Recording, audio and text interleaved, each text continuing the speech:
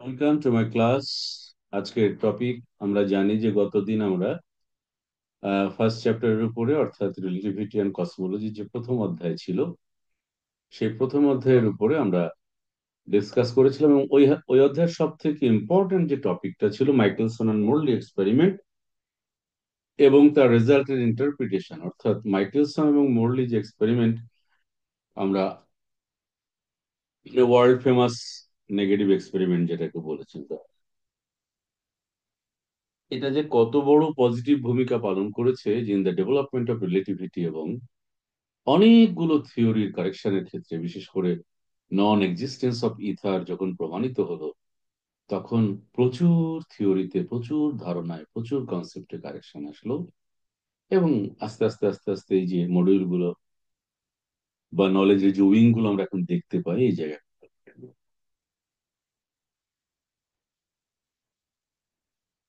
এই জন্য ওই এক্সপেরিমেন্টের গুরুত্ব অপরিসীম।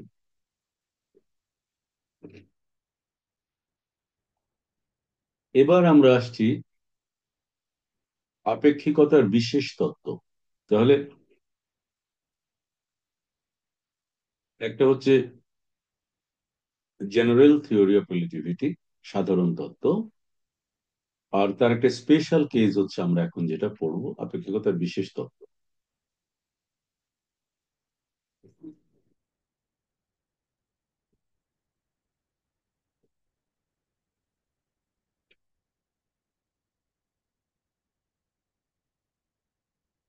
এই কন্টেন্টস গুলো আমাদের কভার করতে হবে অ্যাকর্ডিং টু আওয়ার সিলেবাস।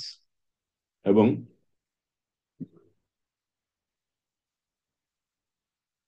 তুমি দেখতে পাচ্ছ এখানে 22টা টপিক আমাদের আলোচনা করতে হবে। তো 22টা টপিকের মধ্যে সবগুলো যে একই রকম ক্রিটিক্যাল সেটা নয়, আবার একটার সঙ্গে আর একটার লিঙ্ক রয়েছে। সিকুয়েন্সিয়ালি যদি আমরা এটা না পড়ি তাহলে কিন্তু আমরা জানতে পারবো না। এই জন্য আমি রিকোয়েস্ট করবো সবাইকে ক্লাসগুলো মিস করবা না, কেননা রিলেটিভিটি খুবই মজার একটা থিওরিটিক্যাল সাবজেক্ট। এবং তোমার মানে চিন্তাশীলতার যে ডেপথ,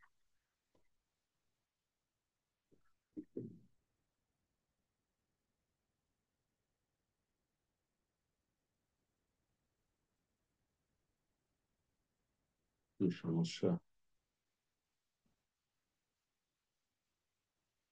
এই চিন্তাশীলতার ডেপথটাকে তুমি এনজয় করতে পারবা, যে কত ক্রিটিক্যাল চিন্তা মানুষ করতে পারে। ওকে, আমরা এবার শুরু করছি আমাদের লেকচার। আজকের আলোচনার বিষয়বস্তু হচ্ছে আপেক্ষিকতার বিশেষ তত্ত্ব। আমি কিছুটা ইন্ট্রোডাক্টরি থেকে শুরু করব এবং লাস্টে দু একটা টপিকের মানে একটু এক্সটেন্ডেড ফর্মে আমি ডিসকাস করার চেষ্টা করব। দেখো, সমস্যাটা কি ছিল। গ্যালিলিও এবং নিউটন যে বলবিজ্ঞানের তারা প্রবর্তন করেছিলেন, তার অনেক কিছুই ঠিক আছে। অনেক কিছুই ঠিক মানে কি, ক্লাসিক্যাল ফিজিক্স তো পুরোটাই নিউটনের ধারণার উপরেই আমি বলবো এস্টাবলিশড। তো এখন আহ, একটা ঝামেলা ওখানে ছিল সামান্য। সেই ঝামেলাটা হচ্ছে রিলেটিভ কনসেপ্টটা সেখানে এস্টাবলিশ ছিল না। ওখানে আমরা স্থান বলি, কাল বলি বা প্রসঙ্গ কাঠামো বলি, সবকিছুর মধ্যে একটা পরম ধারণা ছিল, পরম। এটাকে আমি বলছি স্থির, তাহলে এটা পরম স্থির। এটাকে বলছি গতিশীল, তাহলে এটা পরম গতিশীল। তো এই জায়গাতে যে সমস্যাটা হলো সেটা হচ্ছে একটা রেঞ্জের বাইরে যখন যায় কোনো একটি কণার গতিশীলতা, যখন অন্য একটি কণা বা অন্য কোনো একটা প্রসঙ্গ কাঠামো সাপেক্ষে। আমি তোমাদেরকে একটা ছোট্ট উদাহরণ দিই, তাহলে তোমার এই আমার কথাগুলোর ধারাবাহিকতা বা আমার কথাগুলোর গতিশীলতাটা বুঝতে তোমার সুবিধা হবে। যেমন ধরো, তুমি একটা ট্রেনের মধ্যে বসে আছো। কল্পনা করো, চট্টগ্রামে স্টেশনে আমরা ধরি, ট্রেনের মধ্যে বসে আছো, তোমাকে সি অফ করতে গেছে তোমার ছোট ভাই। এখন ট্রেন ছাড়েনি, ট্রেন দাঁড়িয়ে আছে। তোমার ছোট ভাই জানলার বাইরে দাঁড়িয়ে প্ল্যাটফর্মের উপর দাঁড়িয়ে আছে, তোমার সাথে গল্প করছে। তাহলে তুমি ট্রেনের মধ্যে, তোমার ছোট ভাই কিন্তু স্টেশনে, তোমরা দুজন দুইটা প্রসঙ্গ কাঠামোর মধ্যে আছো। তুমি ট্রেনের মধ্যে একটা সিট নাম্বার তোমাকে দেওয়া হয়েছে, তাহলে তোমার কামরা রেসপেক্টে সিট নাম্বারের একটা স্থানাঙ্ক আছে। আবার তোমার ছোট ভাই দাঁড়িয়ে আছে প্ল্যাটফর্মের উপর, সে হচ্ছে স্টেশনের রেসপেক্টে, স্টেশনের স্থানাঙ্ক ব্যবস্থার রেসপেক্টে সে দাঁড়িয়ে আছে। যখন এই ট্রেনটা চলতে শুরু করলো, তখন তোমার সাথে তোমার ছোট ভাইয়ের সেপারেশন শুরু হলো, অর্থাৎ তোমাদের মধ্যে একটা দূরত্ব তৈরি হতে শুরু করলো। এবং দেখা যাচ্ছে যে একটু আগে যে দুটো কাঠামো তুমি আর তোমার ভাই মুখোমুখি দাঁড়িয়েছিলে একই সরলরেখা বরাবর, এখন তোমার সেই বিন্দুটা গ্র্যাজুয়ালি তোমার ভাই থেকে দূরে চলে যাচ্ছে। তোমার ভাই কিন্তু তার জায়গাতে দাঁড়িয়ে আছে। এখন এই ঘটনার ব্যাখ্যাটা দুই রকম হতে পারে। এক, তুমি বলতে পারো যে আমি ট্রেনের মধ্যে যেখানে বসেছিলাম সেখানেই তো বসে আছি, আমি তো কোথাও যাই নাই, তাহলে আমার ভাই আমার থেকে দূরে চলে গেছে। লজিক্যালি কিন্তু কথাটা উড়িয়ে দেওয়ার মতো নয়। আর সেকেন্ড হচ্ছে, যেটা আমরা বলে থাকি সেটা হলো, স্টেশনে যেহেতু তোমার ভাই দাঁড়িয়ে ছিল, তাহলে ও ওখানে দাঁড়িয়ে আছে, ওর সাপেক্ষে তোমার প্রসঙ্গ কাঠামোটি গতিশীল হয়েছে। সেই কারণে তোমার সঙ্গে তোমার ভাইয়ের ওই প্রসঙ্গ কাঠামোর গতিশীলতার সাপেক্ষে একটা গতিতে তোমার বডিটাও ওখান থেকে ডিসপ্লেসড হয়ে যাচ্ছে। So this is the basic concept between motion and stability. Clear হয়েছে?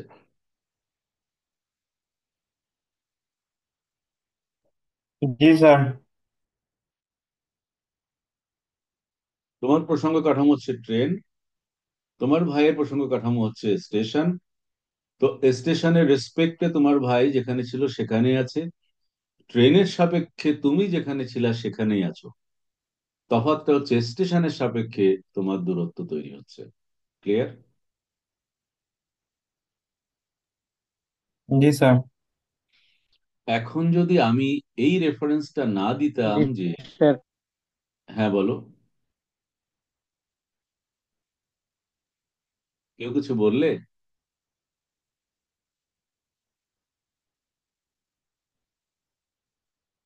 জি না স্যার, বলেন না কিছু।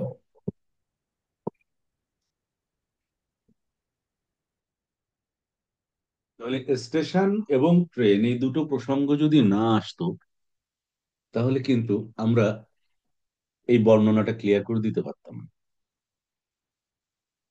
এখন একজন লোক সাইকেল চালাচ্ছে, আমি দেখতে দেখতে পাচ্ছি, তো আমি বলছি ও গতিশীল অবস্থায় আছে, ভালো কথা। তো ওই সাইকেলের পেছনে যে বসে আছে, সে তো ওকে গতিশীল দেখতে পাচ্ছে না,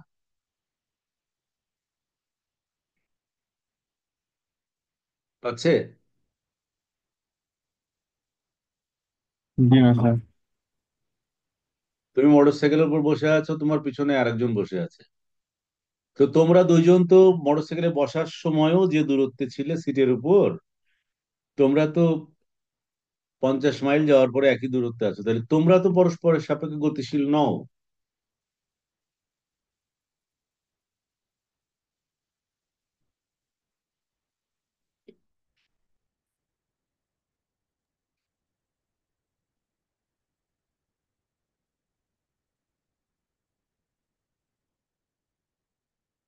হ্যাঁ। জি স্যার, ক্লিয়ার, ক্লিয়ার। তাহলে তুমি যদি গতিশীল না থাকতা, তোমার মোটর সাইকেল গতিশীল না থাকতো, তুমি 50 কিলোমিটার রাস্তা কিভাবে গেলা? তাহলে নিশ্চয়ই তোমার গতিশীলতা নির্ধারণের জন্য আরেকটা প্রসঙ্গ কাঠামো এখানে রয়েছে, সেটা হচ্ছে ভূমি। অর্থাৎ তুমি যেখান থেকে স্টার্ট করেছিলে ওখানে তুমি যদি একটা প্রসঙ্গ কাঠামো মনে মনে কল্পনা করে থাকো, তাহলে তুমি সেটার সাপেক্ষে গতিশীল। আসলে তোমরা দুজনে মোটরসাইকেলটাকে একটা প্রসঙ্গ কাঠামো ধরলে, ওইটার সাপেক্ষে দুজনেই স্থির ছিলে বিধায় তোমাদের মধ্যে কোনো দূরত্ব তৈরি হয়নি। যেমন তুমি চিটাগাং স্টেশন থেকে ট্রেনে ওঠার সময় তুমি আর সামনে যে ভদ্রলোক মুখোমুখি বসেছিলে বা পাশাপাশি বসেছিলে, তোমরা কিন্তু তোমাদের জায়গাতেই বসে আছো, কিন্তু ট্রেনটা ঢাকায় চলে গেছে। তোমরা কেউ কারোর থেকে সেপারেটেড হওনি। তার মানে এখানে প্রসঙ্গ কাঠামো একটা বিশাল গুরুত্বপূর্ণ বিষয় এই বর্ণনা দেওয়ার জন্য, রাইট?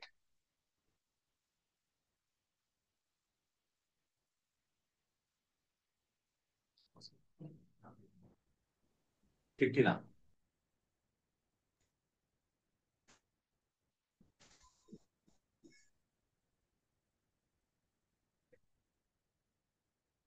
তা যদি হয় তাহলে এবার আমরা দেখবো যে এই গতিশীলতার মধ্যে যে আপেক্ষিকতা, এটা কিভাবে ঢুকলো, বা কেন আমরা বলছি যে আপেক্ষিক গতিশীলতা, তার অথবা মানে স্যার কোনো বস্তু আমাকে নির্দিষ্ট দিতে হবে। এক কথায় রেফারেন্স থাকতে হবে, রেফারেন্স পয়েন্ট বা রেফারেন্স ফ্রেম থাকতে হবে, আদারওয়াইজ ওই গতিশীলতা তুমি মেজারমেন্ট করতে পারবে না। আর যখনই তুমি রেফারেন্স দিবে তখনই সেটা রিলেটিভ হবে, পরম হবে না। কারণ পরম গতিশীল বস্তুর সাপেক্ষে কোনো কিছুর বস্তুকে আমি, পরম স্থিতিশীল বস্তুর সাপেক্ষে অন্য বস্তুর স্থিতিকে আমি বলছি পরম স্থিতি। তো আমি পরম স্থিতিশীল বস্তুটাকে আমাকে রেফারেন্স দিতে হবে নাকি? ঝামেলা হচ্ছে রে বাবা, আজকে ভালোই ঝামেলা হচ্ছে নেটে।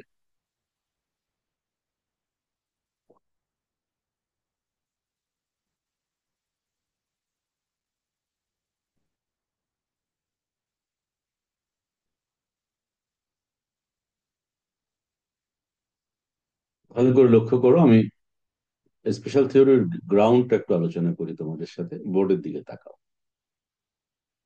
এই যে গল্পগুলো বললাম, এখন ধরো এই ছিল তোমার স্থির কাঠামো,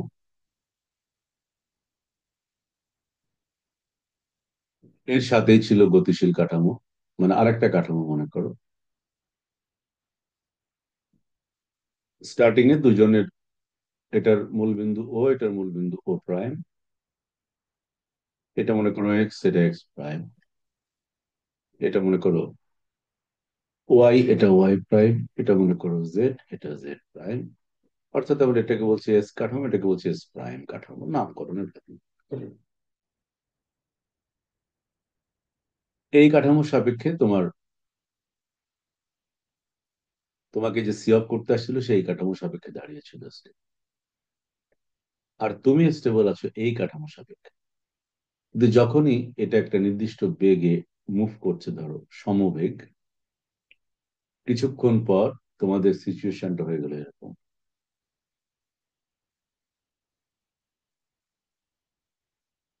তো একটু মনোযোগ দাও। মনোযোগের অভাবে আমরা অনেক সময় অনেক সহজ জিনিস বুঝতে পারি না। লক্ষ্য করো, আমরা কিন্তু এখানে একটা নির্দিষ্ট এক্সিস বরাবর গতিশীল ধরেছি, কারণ আসলেই তো তাই। ও তো একটা নির্দিষ্ট অক্ষ বরাবর যাচ্ছে, ট্রেনটাও উপরের দিকে উঠবে না। তারপরে হচ্ছে কি বলে তোমার ল্যাটারালি কোনো ডিস্টেন্স ট্রাভেল করবে না, এরকম একটা কনসেপ্ট আমরা ধরে নিচ্ছি। তাহলে শুরুতে দুজনে ছিল একই জায়গাতে, এখন এটা ভি বেগে গতিশীল হওয়ার কারণে টি সময় পরে তাদের মধ্যে সিচুয়েশনটা এরকম হচ্ছে, অর্থাৎ ও, ও প্রাইম, অর্থাৎ at time T equal to zero, O is equal to O prime ছিল পজিশন। আর at time T,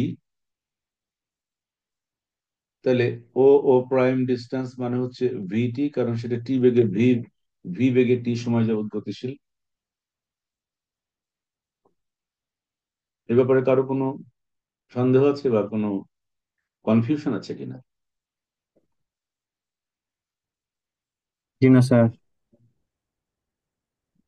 say Y বা জেড এক্সিস বরাবর কোনো দূরত্ব অতিক্রম করেনি, তার কারণ সেদিকে সে গতিশীল নয়, সে শুধুমাত্র এক্স অক্ষের প্যারালালি প্রসিড করেছে। বোঝা গেল? জি স্যার। আচ্ছা,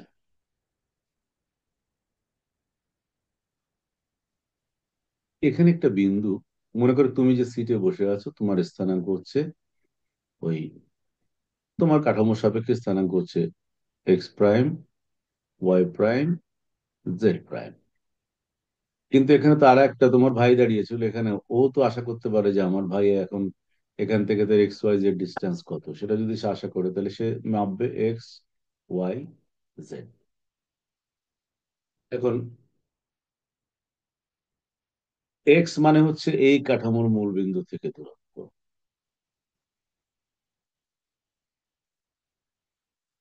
আর এক্স প্রাইম মানে হচ্ছে এই কাঠামোর মূল বিন্দু থেকে দূরত্ব। ক্লিয়ার?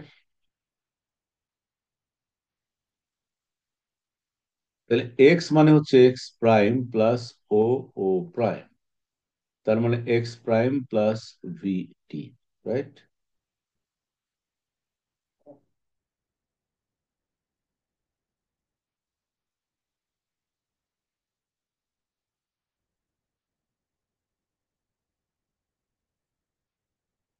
কনফিউশনের কোনো সুযোগ নাই। যারা এখানে লগ ইন করেছো নিশ্চয়ই সবাই আমার কথা শুনতে পাচ্ছ, লেখাগুলো দেখতে পাচ্ছ নাকি?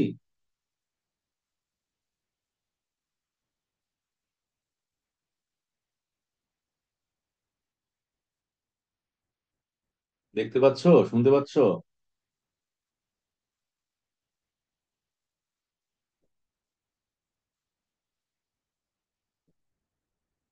স্যার শোনা যাচ্ছে, বোঝা যাচ্ছে স্যার। তাহলে কথা বলছো না কেন? আমি বলছি এই যে লিখলাম, এটা এটা ঠিক আছে তোমার, মানে তোমার। আনমিউট করতে গেলে স্যার হোয়াইট মানে বোর্ডে স্যার টাচ লেগে যাচ্ছে, এই কারণে সমস্যা স্যার। স্যার বোঝা গিয়েছে, সমস্যা নেই।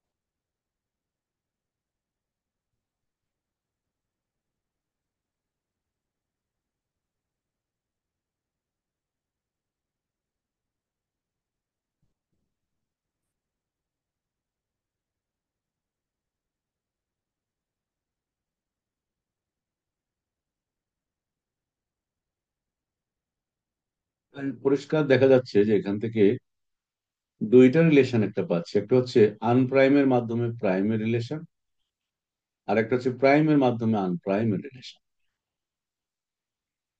এখন এইটা হচ্ছে মূলত ডিরেক্ট রিলেশন, আমার এরকম প্রয়োজন। আর এটা হচ্ছে ইনভার্স, উল্টা রিলেশনটা। কিন্তু ওয়াই এর দিকে কোনো ডিস্টেন্স ট্রাভেল করে নাই, জেড এর দিকে কোনো ডিস্টেন্স ট্রাভেল করে নাই। এটা অ্যাকচুয়ালি আমি গ্যালিলিও ট্রান্সফরমেশনের ধারণাটা এখানে আলোচনা করলাম, অর্থাৎ নিউটনিয়ান মেকানিক্স অনুযায়ী বা ক্লাসিক্যাল মেকানিক্স অনুযায়ী, ক্লাসিক্যাল কনসেপ্ট অনুযায়ী যদি আমি হিসাব করি, যেখানে আমরা সকল স্থান কাল এবং কি বলে গতিশীলতা সবকিছুকে যেখানে আমরা পরম বিবেচনা করেছি, সেই ধারণা অনুযায়ী এখানে যদি ও ও দেখেছে টাইমটা টি, ও দেখেছে টি প্রাইম, তাহলে ওদের টাইমটাও টি প্রাইম ইকুয়াল টু টি। এটা ছিল গ্যালিলিও অন্তরের কনসেপ্ট। আর এটাই হচ্ছে নিউটনিয়ান মেকানিক্সের। এই যে আমি ধরলাম এখানে ভি হচ্ছে ধ্রুবক, ভি ধ্রুবক, অর্থাৎ কাঠামোর গতিবেগ হচ্ছে ধ্রুবক। তাহলে যখন দুটো কাঠামো পরস্পরের সাপেক্ষে ধ্রুব বেগে গতিশীল থাকে, মজার কথাটা লক্ষ্য করো, পরস্পরের সাপেক্ষে ধ্রুব বেগে গতিশীল, এখানে কাউকে স্থির কাউকে গতিশীল আমি বলি না। কি বলেছি? পরস্পরের সাপেক্ষে ধ্রুব বেগে গতিশীল থাকে, তাদেরকে বলা হয় জড় প্রসঙ্গ কাঠামো।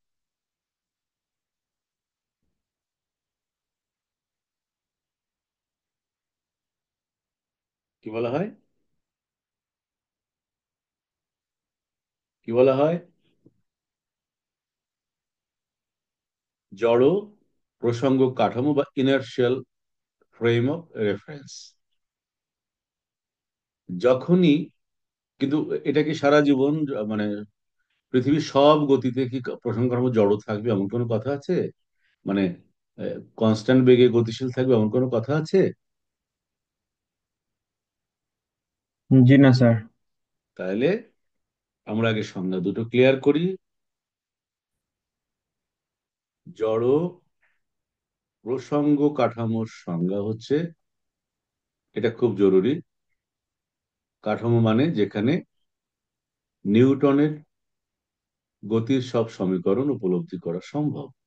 আমরা যে নিউটনের আহ, সমীকরণে বা নিউটনের আমরা দ্বিতীয় সূত্রটাই বলি, বস্তুর উপর প্রযুক্ত বল এবং তাতে সৃষ্ট ত্বরণ হচ্ছে পরস্পর সমানুপাতিক। বস্তুটাকে কোন কাঠামোতে অবস্থিত বিবেচনা করেছি ওখানে?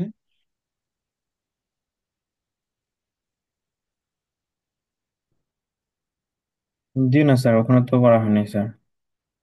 না, একটা প্রসঙ্গ কাঠামো তো আমরা বিবেচনা করেছি, সেটা হচ্ছে উনি ওনার বর্ণনা অনুযায়ী বা ওনার কনসেপ্ট অনুযায়ী বস্তুটি একটা পরম স্থানে রয়েছে। পরম স্থান মানে সেই স্থানটার সাপেক্ষে বস্তুটি গতিশীল হবে।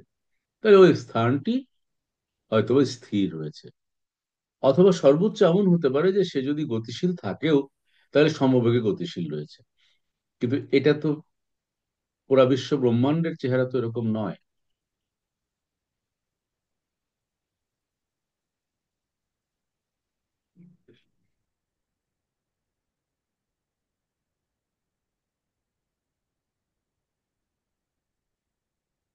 জি স্যার। তুমি একটা প্লেনের মধ্যে আছো,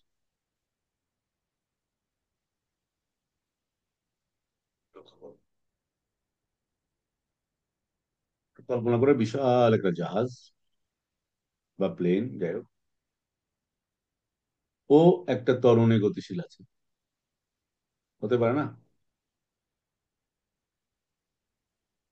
হতে পারে না? জি স্যার, হতে পারে স্যার।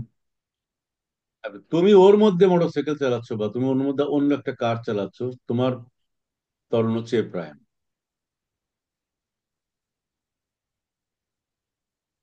এবার তোমাকে যখন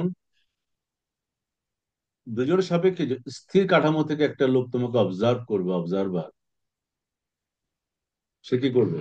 সে কি দেখবে? ছিল দেখবে স্যার।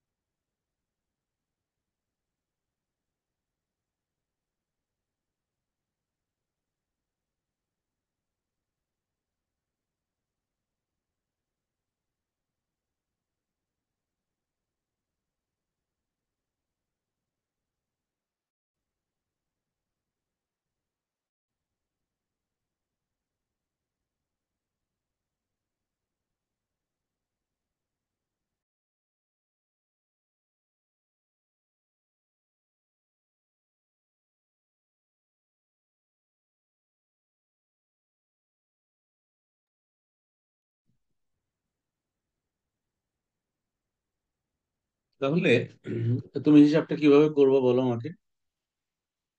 এটা এ, এটা এ প্রাইম, কি হিসাব করবা? অবজারভার কি দেখবে? তোমার ত্বরণ কত দেখবে? স্যার এ প্লাস এ প্রাইম। আর যদি এমন হয় যে আবার আমি আগের আগের কথাই বললাম যে এটা অনেক বিশাল একটা প্ল্যাটফর্ম, মনে করো যে কতগুলি জাহাজ আছে যেখানে প্লেন ল্যান্ডিং করতে পারে, ওই ধরনের জিনিস হলে তুমি তো ওই দিক থেকে উল্টা দিকেও আসতে পারো, তখন কি দেখবে? স্যার উল্টা দিকে আলে এ মাইনাস এ প্রাইম, বা যেটা স্যার যে বড় হবে সেটার সাথে সাপেক্ষে। তার মানে কি দাঁড়াচ্ছে? তার মানে হচ্ছে যদি এ আর এ প্রাইম সমান্তরাল হয় তুমি যোগ করবে, সমান্তরাল অপোজিট হলে বিয়োগ করবে, যদি অ্যাঙ্গেলে হয় তখন কি করবে?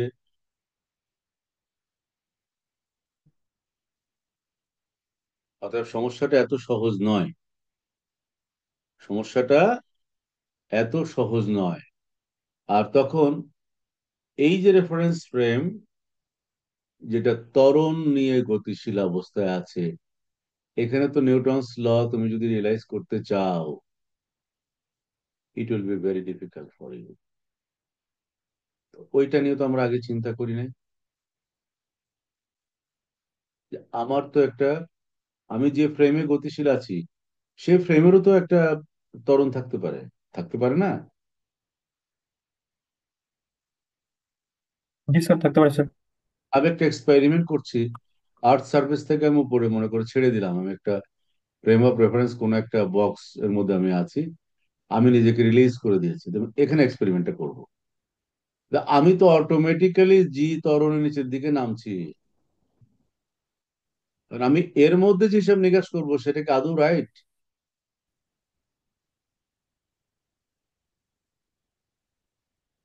If the observer stands here on the earth surface,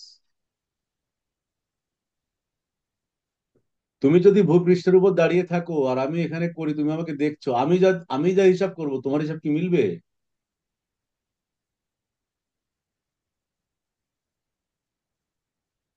জি না স্যার।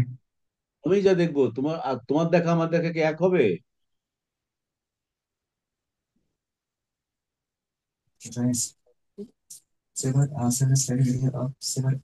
ভাবো, ভাবতে হবে তো। আমি বলেছি আজকে আমরা আমরা থিওরিটিক্যাল থিঙ্কিং যেটাকে বলে থিঙ্কিং গ্রাউন্ডটা তৈরি করছি আজকে। আজকে লেকচারটার উদ্দেশ্য হচ্ছে এটাই। একটু ভাবো, আমি এর মধ্যে বসে আছি, আমাকে ফর এক্সাম্পল একটা বেলুন, আমি গ্রাইভ বা প্যারাসুট নিয়ে আমি নামছি, কেমন? So I am falling towards the earth with at least a minimum acceleration or changing velocity. Changing velocity যদি হয় আর আমার ল্যাবরেটরিটা যদি ওর মধ্যে থাকে যেটা ফলিং টুয়ার্ডস দ্য আর্থ, তাহলে ওখানে আমি যেসব নিকেশগুলো করছি regarding motion of any particle, আর তুমি দাঁড়িয়ে এখান থেকে দেখছো, তুমি যা দেখছো আমি যা করছি, এটা কি মিলবে? না স্যার, মিলবে না এটা। তার মানে কি? তার মানে হচ্ছে every measurement is relative, definitely relative. What we are talking about, that's not absolute. এই কারণেই ক্লাসিক্যাল মানে একদম চিরায়ত ধারণা থেকে বেরিয়ে এসে একটু আপেক্ষিকতার ধারণায় আমাদেরকে যেতে হলো, এবং সেটা হলো কখন? এই ঊনবিংশ শতাব্দীর প্রথম দিকে যে কাজটা করলেন আলবার্ট আইনস্টাইন। এই দেখো, আমি যে একটু আগে বললাম গ্যালিলিও রূপান্তর, সেটা নিয়ে একটু কথা বলি আমি। আমরা বলছি এই দুটো, এখন তোমার ভাই, তোমার ভাই হচ্ছে রিয়েল একজন হিউম্যান বিং, আর তুমি মনে করো একটা photon particle, particle of light. চিন্তাটাকে একটু এক্সপ্যান্ড করার চেষ্টা করো, কেমন একটু ক্রিটিক্যাল পয়েন্ট অফ ভিউতে তোমার থিঙ্কিং লেভেলটাকে এনরিচ করার চেষ্টা করো। তোমার ভাইটা হচ্ছে একটা হিউম্যান বিং, তুমি একজন ফোটন পার্টিকেল, দ্যাট মিনস তুমি আলোর কণা। তোমাকেও দেখতে পাচ্ছে এই জায়গাতে। The reference frame is moving with velocity v in the direction parallel to the line you are in. No problem.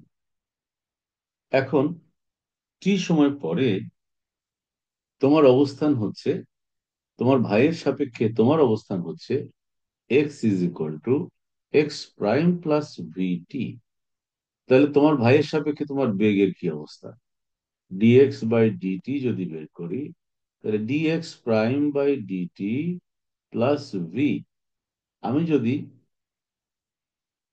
তোমার বেগ স্থির কাঠামোর সাপেক্ষে আলোর বেগ হিসেবে তোমাকে সি বলি, আর গতিশীল কাঠামোতে থাকা অবস্থায় তোমার বেগকে যদি আমি সি প্রাইম বলি, তাহলে হচ্ছে সি প্রাইম প্লাস বি,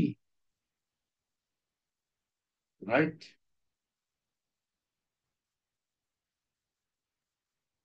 ঠিক ঠিক না? জি না স্যার, অবশ্যই না। না, এই রিলেশন কি বলে? রিলেশন তো এটাই বলে। স্যার চিরায়ত থিওরিটিক্যালি চিরায়ত চিরায়ত ধারণার রিলেশন কি বলছে? এটা বলছে না? রাইট।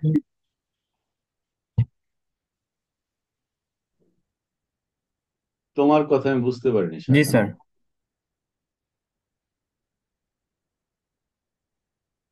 নাকি স্যার কিছু বলতে গ্যালিলিয়ান চাইলে? ট্রান্সফরমেশনে।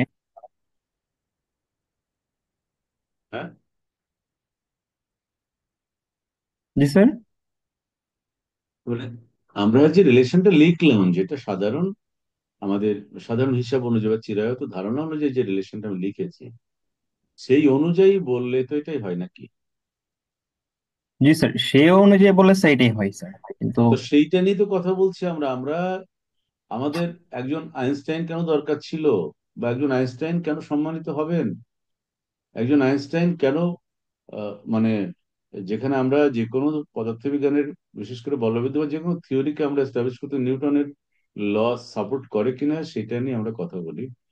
এরপরও আইনস্টাইনের মতো একজন মানুষকে আমরা এত বেশি গুরুত্ব কেন দিব, কোন রেসপেক্টে দিব? তাহলে স্পেশালিটিটা কোথায়, এটা তো বুঝতে হবে। এটা তো আমরা নিউটনিয়ান মেকানিক্স এর নিয়ম অনুযায়ী করেছি, সবকিছু করেছি এখানে।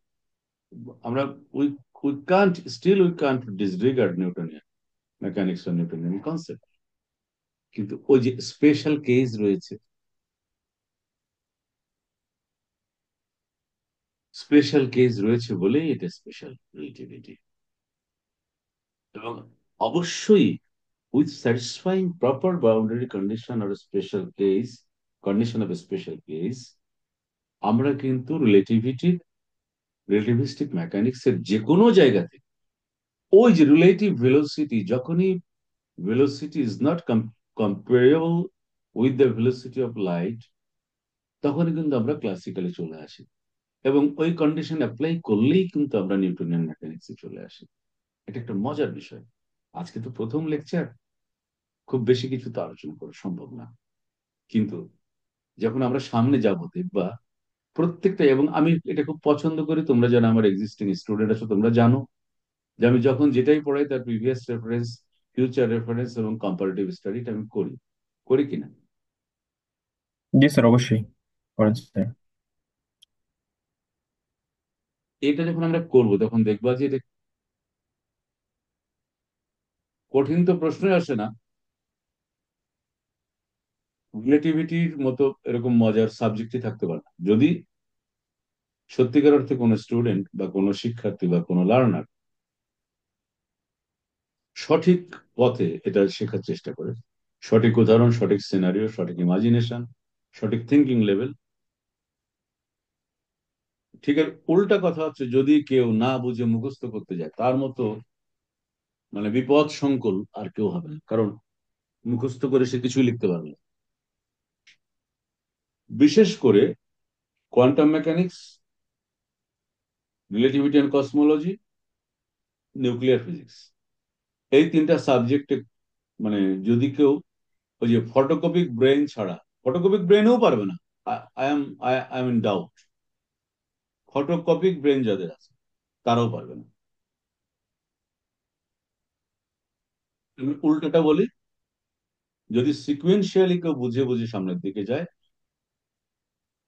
যখন সে মজা পেয়ে এবং step by step understanding clear করে প্রসিড করবে, তখন দেখবা যে ওর মতো মানে অত আনন্দ নিয়ে কেউ ফিজিক্স পড়ছে না।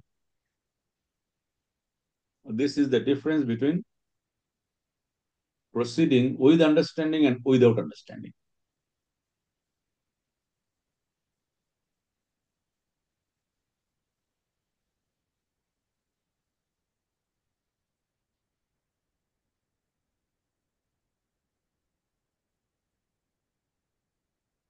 তাহলে ক্রস চিহ্নটা কেন দিলাম? এটা ক্রস চিহ্ন দিয়ে দিয়েছি, কেন দিলাম? কারণ স্যার এটা যদিও স্যার চিরায়ত ভাবে মানে স্যার প্রমাণিত, কিন্তু স্যার আসলে এটা পসিবল না। কারণ স্যার আলুর ব্যাগের থেকে অন্য আহ, কোনো ব্যাগই স্যার বেশি হতে পারে না স্যার, সর্বোচ্চ স্পিড হচ্ছে আলুরই স্যার। তো এখানে দেখা যাচ্ছে স্যার আলুর ব্যাগ সমান সমান কোনো একটা আহ এয়ার ব্যাগ এবং প্লাস যে ব্যাগটা, সামথিং, স্যার এটা হতে পারে তার না মানে স্যার। না, হওয়ার কথা ছিল C equal to C prime, জি স্যার। সেখানে দেখতে পাচ্ছি C is equal to C prime plus something. তার মানে কি? তার মানে বোঝা যাচ্ছে when the photon is in moving frame of reference, photon is getting slower than when it was in the stable frame of reference. This is completely untrue and unproven, unacceptable. তার মানে কি? There is a major limitations in the concept of classical physics. আলোর বেগ কখনোই কোনো কাঠামোতে তার বেগ পরিবর্তন হতে পারে না, এটা শূন্য মাধ্যমে তার বেগ একই থাকবে, কাঠামো যাই হোক না কেন। তাহলে আমরা আবার একটু বইয়ের দিকে যাই সময় পেরিয়ে। আসলে এইগুলো এত মজার জিনিস, বুঝছো? এটা 2-3 ঘন্টা একটানা ক্লাস দিতে পারলে তখন একটা জিনিস ক্লিয়ার করে। তাহলে এগুলো আমি সব, তাহলে জড় পোষণ কাঠামো মানে যেখানে যে কাঠামো একটা কাঠামো আর একটা কাঠামোর সাপেক্ষে ধ্রুব বেগে গতিশীল হলে, পারস্পরিক সাপেক্ষে, বারবার এটা মনে রাখবে, স্থির কাঠামো সাপেক্ষে গতিশীল কাঠামো no. Which one is stable, how do you know? তুমি ট্রেনের মধ্যে আছো, তুমি নিজেকে স্থির ভাবলে, ডেফিনেটলি তুমি যাকে দাঁড় করিয়ে রেখেছো সে হচ্ছে গতিশীল, কারণ বিষয়টা রিলেটিভ। এবং তুমি তোমার সাপেক্ষে বলছো, তুমি তোমার সাপেক্ষে বলতেই পারো, একদম বলতে পারো তুমি, এবং that is true, that is mathematically acceptable. এটা অবশ্যই ট্রু। তুমি না হয় এখন আর্থ সারফেসে রয়েছে সেই জন্য কথাটা বলতে পারছো, কারণ স্থানগুলো তুমি চিনো, এটা চট্টগ্রাম, এটা ময়মনসিংহ, এটা মুন্সিগঞ্জ। কিন্তু তুমি যখন স্পেসে থাকবে তখন তো এই ল্যান্ড নাই। তুমি যখন মহাবিশ্বের মধ্যে, বিশ্ব ব্রহ্মাণ্ডে মহাশূন্যে তুমি ভাসমান অবস্থায় আছো, তুমি দেখতে পাচ্ছ যে তোমার সহযাত্রী আরেকজন যে ছিল অন্য স্পেস ক্রাফটে ছিল, সে তোমার থেকে দূরে চলে যাচ্ছে। How to define that who is moving?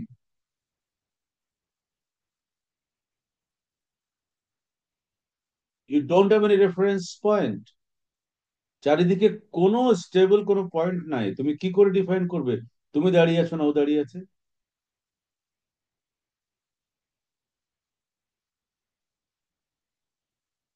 মাথায় ঢুকলো? মজার জায়গাটা মাথায় ঢুকলো কিনা যে এত কথা বলার মানে কি?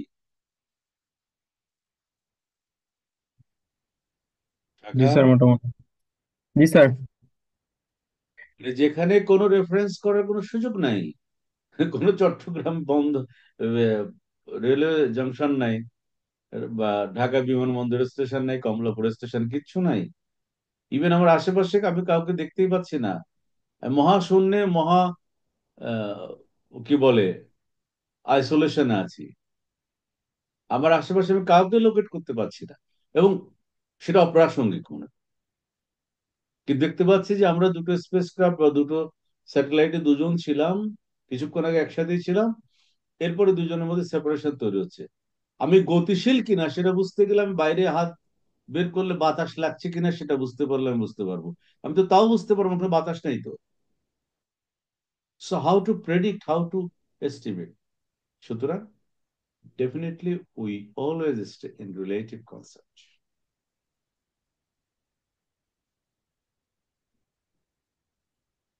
If you think the problem as a universal issue, definitely we define or we can realize with the reference. যদি চট্টগ্রাম রেলওয়ে স্টেশন নামে একটা জায়গায়, স্থির জায়গা না থাকতো, তাহলে তোমার পক্ষে এটা বলা সম্ভব ছিল না যে আমি গতিশীল, তুমি দাঁড়িয়ে আছো, এটা বলা তোমার পক্ষে সম্ভব ছিল না। But the true thing is that, এই যে দুটো মানুষের কথা বললাম বা দুটো সিচুয়েশন বললাম, তারা কিন্তু পরস্পরের সাপেক্ষে তাদের মধ্যে দূরত্ব বাড়ছে। So when two bodies are getting to be separated with uniform motion with reference to each one another, they are in relative motion. Nothing is absolute. Nothing can be absolute.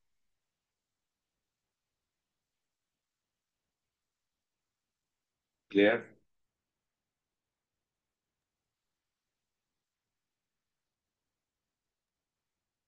G sir. এ ব্যাপারে কারো কোনো প্রশ্ন আছে আর?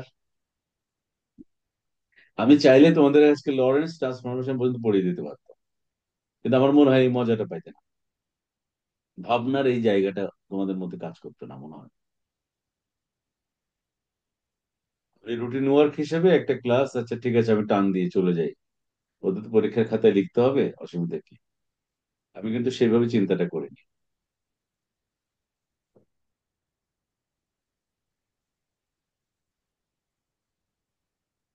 আমি জানি না তোমরা খুশি না অখুশি, আই ডোন্ট নো, কিন্তু আমি সেই কারণেই করি। স্যার খুবই খুশি স্যার, কারণ স্যার জিনিসগুলো স্যার বোঝার প্রয়োজন আছে স্যার। ফিজিক্স স্যার বুঝে বুঝে পড়তে পারা স্যার খুবই ইন্টারেস্টিং স্যার। তো স্যার এইভাবে এটা স্যার কোনো বইয়ে আপনার। তুমি পাবে না তো, এইভাবে কোনো বইয়ের মধ্যে তোমাকে বর্ণনা করে লিখে দিবে আমার তো মনে হয়। পরে স্যার জটিল টপিকগুলো স্যার বোঝার জন্য ওই বিষয়টা কনসেপ্টটা ক্লিয়ার রাখা স্যার খুব জরুরি ছিল। এটা ক্লিয়ার হয়েছে। কারণ কোনো কথা আছে, পরের ব্যাচ বসে আছে, এই তোহা কিছু বলবে, তোহা, তোহাকে আজকে আমি জয়েন করতে বলেছিলাম। নমস্কার স্যার। নমস্কার। কি কোনো লাভ না হয়েছে স্যার, এই যে এতক্ষণ বসে থেকে, কোনো লাভ হলো কিনা? জি স্যার, অনেক কিছু শিখতে পারছি স্যার। থ্যাংক ইউ, তুমি জয়েন করেছো। তারপরে হচ্ছে পল্লব। জি স্যার।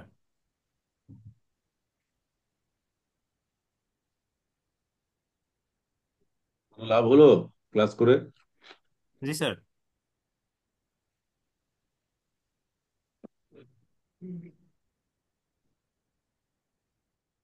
লাভ হয়েছে বুঝতে পেরেছো, কিরকম লাভ হয়েছে সেটা বুঝতে পারো না।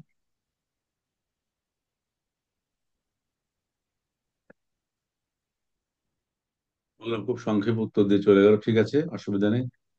আর আর আর কে আছে?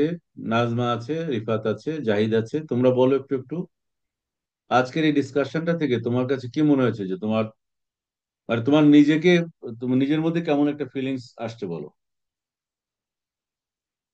এটা থিওরিটিক্যাল ফিজিক্স কিন্তু।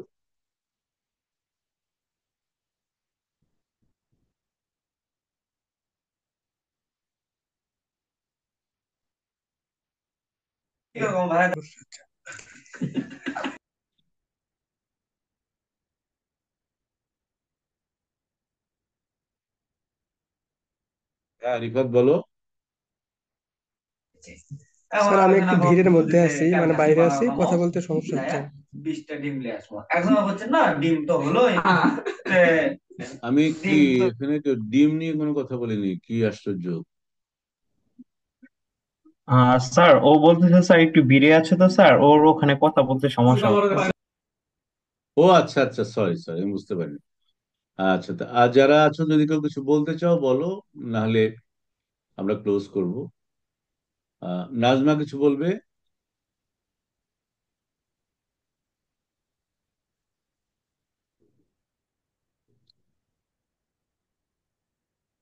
স্যার আদাব।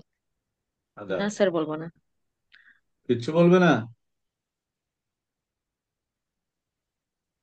তার মানে না কিছুই স্যার, তো তোমার, সমস্যা নেই, এই জন্য তোমার কোনো ভালো লাভই লাগছে। হয়নি। আমি তো আজকে কোনো বিশেষ টপিক নিয়ে কথা বলিনি, তো সমস্যা কোত্থেকে থাকবে? আমি বলেছি কোনো লাভ হয়েছে কিনা ক্লাস করে। জি স্যার। এটা তো রিলেটিভিটির প্রথম ইন্ট্রোডাক্টরি ক্লাস, আমি তো আজকে কোনো টপিক ধরে কিছু পড়াইনি বাবা। আমি সিলেবাসের ধারে পাশেও যাইনি। আমি তো আমার মতো করে কিছু কথা বললাম, এই সাবজেক্টটা পড়ার জন্য প্রয়োজনীয় কিছু কথা বললাম। জি স্যার।